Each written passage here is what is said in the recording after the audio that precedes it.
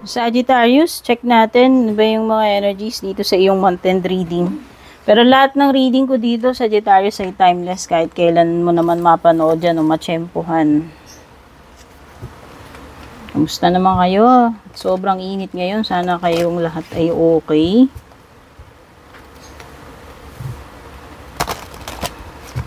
Healthy, happy. Check natin muna yung overall energies mo. Unang-una nakuha natin is Magical Gateway. It takes courage and trust to venture into the unknown. Yet this is where the greatest rewards are. It's time to step boldly forward without looking back. Uy, itong Magical Gateway mo is merong parang portal or gate na mag-o-open para sa iyo, Sagittarius. So, pwedeng ang isang ibig sabihin nito is you are about to enter something new. May it be may kinalaman sa karir mo, sa love life mo, pero pwede rin itong bagong opportunity. Kasi may pathway na magbubukas sa iyo eh. Meron ka na naman bagong experiences, knowledge siguro na mapipick up dito, or opportunity na darating sa iyo, no? Oo, may, kumbaga ano to, parang lalakasan mo yung loob mo na mag-step forward or mag-leave ng comfort zone mo. Kasi parang the Fool card yung nasa-sense ko rito eh. Na, kumbaga, kung hindi mo sisilipin what's on the other side, hindi mo malalaman what's in store for you. Anong meron doon, di ba?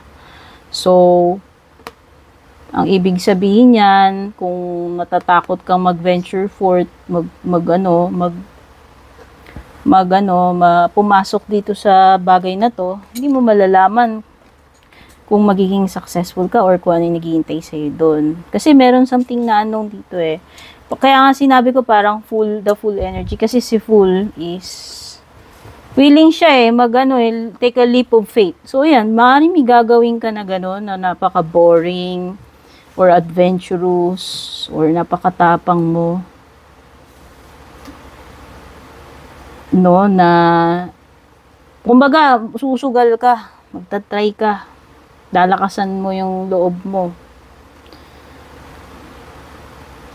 Oo, maaaring may mga rewards kasi naghihintay sa'yo doon. Oh, sabi dito, it's time to step boldly, like leaving your comfort zone nga yung tinutukoy ko dito. Yung iba, this is a card ng moving forward, moving on, wherein once you cross the bridge, hindi ka nalilingon. Parang burning bridges. Kung may mga magtatapos na para sa'yo, it could be an ending, it could be cutting ties, kung meron kang mga pinuputol na connections. Okay? So, ito ay isang magical gateway. Yung nasisense ko naman is positive. Ibig sabihin, ito ay makakatulong sa'yo. Meron ka, magical gateway plus magical blessings. Ang ganda naman, dear. Oh, whatever you're going through, you're being assisted by magical fairy blessings. If fairies say, you can bless others too. So, yun lang. As simple as mga blessings or miracles na marireceive mo. Okay? Kasi nga, meron kang something na papasukin dito. May bagong chapter sa buhay mo eh. And you are being blessed or guided na kahit wala kang kaalam-alam dyan sa mga bagong pinagdadaanan mo, pinapasok mo, is binibiyayaan ka pa rin. Ina-assistian ka pa rin. Nandyan pa rin yung mga magical blessings na marireceive mo. So, ibig sabihin, it's an indication na nasa tamang path ka. Only kung susubukan mo. Kasi meron ditong something na kailangan mo munang alamin. Kailangan mo munang lakasan yung loob mo. Pero syempre, kung wala kang ginagawa, andyan at andyan ka lang sa spot kung saan ka nakatayo, hindi ka nag-aangat ng paa mo, walang mangyayari. Diba? So, nakikita ko dito is changes, magagandang changes sa buhay mo kung ikaw ay willing na mag-explore ng new possibilities. Yun yung nasisense ko dito sa dalawang baraha mo na yan. Hope. Sagittarius, fret not. Hope is always there even if you can't see it. Optimistic expectations can help change a negative situation into a positive one. Siguro, depende sa mindset mo, Sagittarius. Paano mo ba nakikita tong sitwasyon mo? Hopeless? O may pag-asa pa? Sabi nga nila, be careful what you think kasi yun yung maaaring matrak mo. So, kung gaano ka positive or negative yung pag-iisip mo, ayun din yung most likely outcome na makukuha mo. Pero ang sinasabi kasi dito is may pag-asa eh. Ayan o. Ayun yung Holy Spirit, dove. Hindi mo siguro, baharing hindi mo na-feel, hindi mo pa nakikita yung mga ebidensya, yung mga senyales, pero andun yung may maaaninag na pag-asa dito sa situation mo. Okay?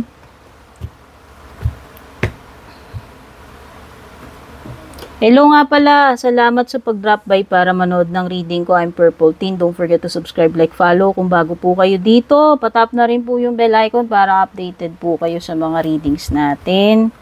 Kung gusto niyo po akong suportahan, parang tulong donasyon ninyo is yung stars or super thanks. Pwede kayong mag-send nyan. Pwede rin po kayong mag-join na membership or subscription.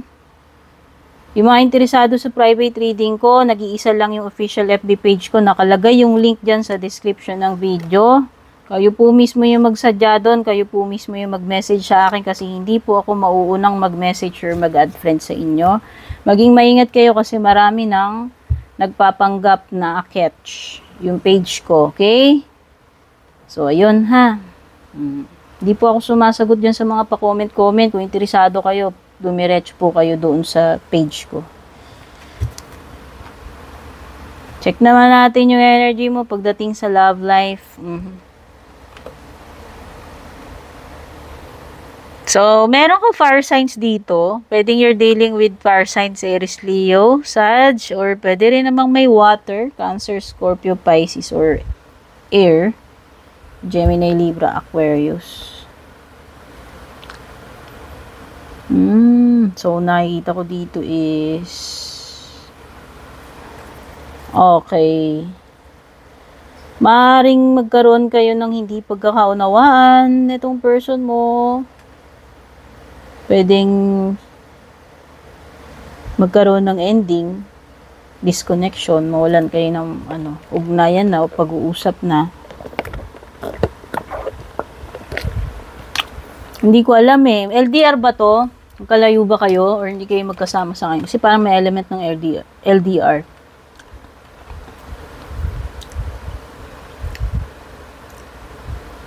Oo, nakikita ko maaaring hindi magkakaroon ng magandang outcome tong connection ninyo kung LDR kayo. Maaaring hindi kayo magkatuluyan or maputol na relationship ninyo. Makikita ko kasi may pagbabago ng feelings dito, whether ikaw yun yung person mo.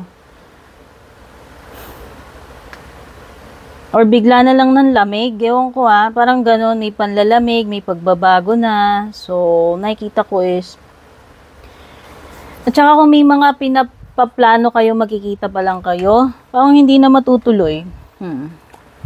Siguro noong una, pinapangakuan ka. O sige, magkikita tayo, ganito, ganyan. Chorba-chorba kasi LDR kayo. Pero bandang huli, nag-iba ng lamig, madalang nang magparamdam, and eventually, hindi na nagpaparamdam. So, yan. Nakikita ko is malaking disappointment para sa'yo. Yung kahihinatnan netong connection na to. Or maaaring nung una, okay kayo sa isa't isa, tapos parang habang tumatagal is lumilitaw yung inconsistencies. Yan, pwedeng on-off tong relationship ninyo or yung person mo on-off, tulubog lilitaw, or nung una okay, tapos lumilitaw na yung mga pagiging incompatible ninyo, pa isa-isa, lumilitaw na yung ugali, nakakita ka na ng mga red flags, no? So, yan. Pero nakikita ko, mahal mo pa rin tong person na to. Oo, may feelings pa eh. May King of Cups pa rito eh. Meron ding person dito na maaring hindi niya pinapakita pero affected much siya. Oo. Maring din niya sinasabi. Pero apektado siya. Okay? Oops. Tingnan pa natin yung mga ibang paparating sa iyo. Sagittarius, meron kang torch. Torch, basket. Merong, casket. Ending talaga, dear. Sabi ko nga, diba? May binanggit ako dun sa Magical Gateway. May binanggit din ako sa love life mo na magkakaroon ng disconnection, breakup. So, it could be an ending. Pwedeng yan. Or itong casket na to, kung di man siya related sa love life mo, pwedeng sa ibang area ng buhay mo. Pero, nakita ko lang meron ng something na matatapos na rito. And, when I say burning bridges, this is something na hindi ka nalilingon, wala nang balikan, for good na. So, whether love life yung pinag-uusapan dito or kung ano man, talagang literal na puputulin mo na yan. Magtatapos na yan. O basta may pagtatapos. Oops, meron kang rat dito. Someone na titirahin ka pa talikod o backstabber. May ginagawa siya behind your back. Sino man tong rat na yan. Merong aalis. Whether ikaw yung aalis or may aalis sa buhay mo, it could be, pwedeng hindi rin naman tao yan. Ibig sabihin, pag aalis, ibig sabihin, mawawala na sa system, mawawala na din sa eksena. Okay? Mamamaalam na, kumbaga. Tao man, bagay or situation yung tinutukoy na. Not always may machuchugi, no? Hindi ko sinabing ganun. Basta merong ending, something na tatanggalin na, i-eliminate na sa equation. No? Kumbaga, buburay na, hindi nakasali. Okay? Magkakaroon na ng closure, clarity with the torch. Ayan, no? Meron ditong something na mabibigyan ng kaliwanagan. Or maybe this is a spiritual leveling up kung nakaka-encounter ka ng ganyan. This is parang light bulb moment, moment eh. So, pwedeng to, epiphany or wake up call para sa'yo. Parang more on wake up call dito. Kasi, kung meron ka mang isang bagay dito na nung una hindi mo naiintindihan, yun na yung mabibigyan ng kasagutan sa'yo. Kumbaga magliliwanag na yung kaisipan mo tungkol dito sa sitwasyon na to eh. Basta may reveal. Okay? Or wake up call. Wow, this is basket is rewards. Pagdating dyan sa bagay na ginawa mo, ayan, mabibigyan ka ng recognition. O baka employee of the week, no? Or pwedeng promotion, pwedeng increase or merit na marireceive mo, specific to sa trabaho. Nakikita ko dito, rewards. Check na natin yung mga closing messages mo or additional na payo sa iyo ng cards, Sagittarius.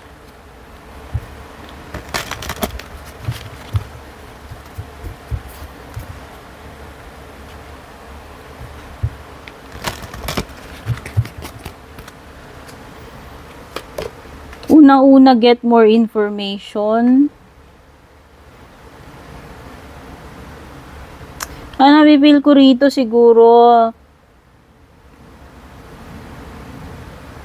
mag-research ka muna bago mo i-go, especially kung may kinalaman sa pera or investment.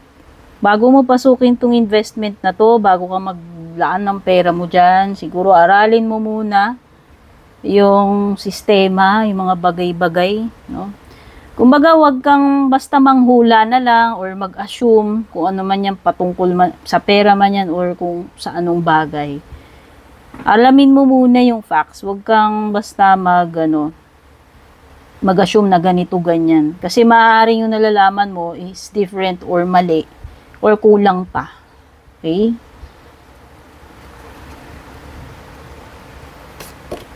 Yes, is the answer to your question. Kung meron mang naging question dyan sa isip mo, sa puso mo. Forgiveness. Yung iba dito, healing. Pagdating sa relationship, kung romantic man ito or hindi. Itong forgiveness na yan, hindi naman laging sa ibang tao. Minsan, forgiveness is forgiveness natin sa sarili natin. Patawarin natin sarili natin dito sa bagay na nag-fail tayo, sa bagay na ginawa natin, no? Or pagpapatawad tungkol sa isang nangyari, kahit naman hindi tao yung patatawarin natin. Minsan ganyan, kailangan yan. And ask your angels means hingi ka ng guidance sa itaas, mag-pray ka. Okay? Kasi parang may mga information dito na hindi pan clear sa'yo eh. So, siguro mas maganda na ipagdasal mo rin, hilingin mo. Diba? So, yan yung pinaka-reading mo. As always, hangad ko makatulong magbigay ng sagot or clarity palagi yung mga readings ko sa inyo. God bless, take care, and babush!